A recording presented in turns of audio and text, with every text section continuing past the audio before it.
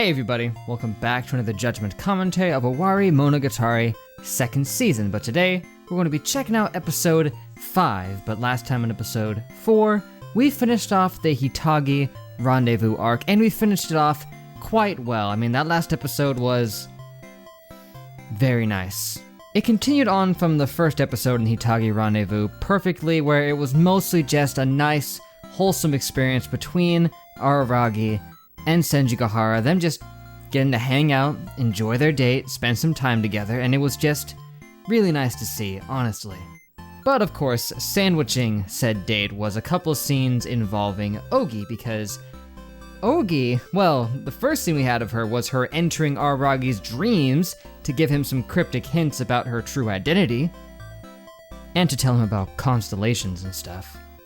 But the most crucial thing that happened in that episode, pertaining to the plot anyway, was at the very end, in the post-credit scene where Araragi met Ougi in person, and she decided to try to sway him to her side, telling him that he has been fed a few lies here and there, that she is in fact not the darkness, and that she wants him to join her against Gaien rather than assisting her in this current struggle, or even for him to just stay out of it. But the biggest thing that happened was that Ougi, right at the end, asked Araragi to help her. That's huge. Because seriously, thinking back, no one has ever asked Araragi for help directly before. The closest is when Shinobu ordered him to help during Kizu, but she didn't ask him to do it, at least not nicely. And every other time he's helped anybody, he just offered his help on his own, or they came to him with their problems and then he just decided to help without even being asked. But here, Ougi used the direct words, "Please help me."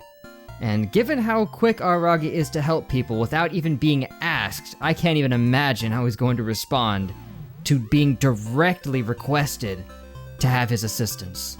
I guess at the end of the day, it all comes down to another thing that Ougi said.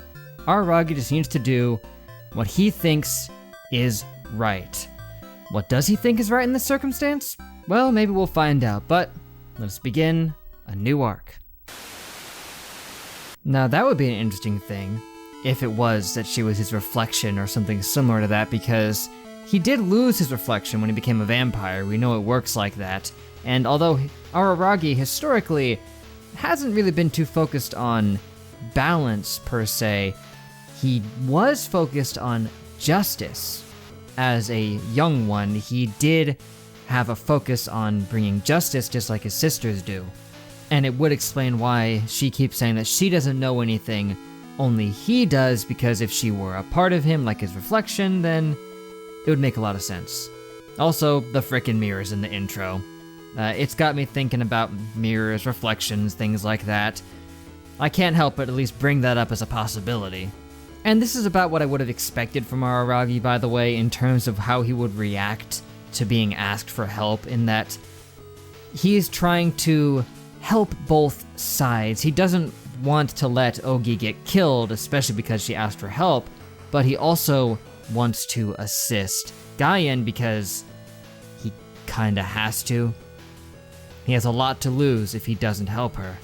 So he's doing the Araragi thing and trying to help both. He's trying to find the best solution that results in everybody being happy. Ougi not having to be exterminated, Mayoi getting to stay alive, Gaien having her problem solved, all the peace in the town is established. He wants all of that. It doesn't always work out though. He has had to compromise in the past. He has had to give up and let other people get hurt. Although when he did that, it was because it was people he didn't know nor care about. So I didn't catch what this arc is called, by the way. It probably said it after the intro, I just didn't see it. So I'm gonna have to open up the file and see for myself. What is it called? It is Ougi Dark. Perfect. That's what it is. But this episode provided us with a lot of exposition-y type stuff. We got some background on, the timeline of events, basically, that led to all of this happening, with Shinobu crashing down into the lake. Turns out the lake was actually where that shrine was, and after she crashed into it, they were like, well, we don't have a god anymore, so they just took the shrine and moved it up to the mountain and combined it with one that was already there, worshipping a different snake god. But that didn't pan out, so the shrine fell into ruin. But the first was there. He started eating up all of the dark spirits that came to the place because of, the empty airspace that it was. Which led to Shinobu being drawn back. She got her limbs cut off. Araragi came in, saved her, yada yada yada. Also, I'm noticing a specific way that Ougi was described as a shadow that appreciates the rules. Because, again, that's something Araragi seemed to appreciate in the past when he was younger. The rules, the law.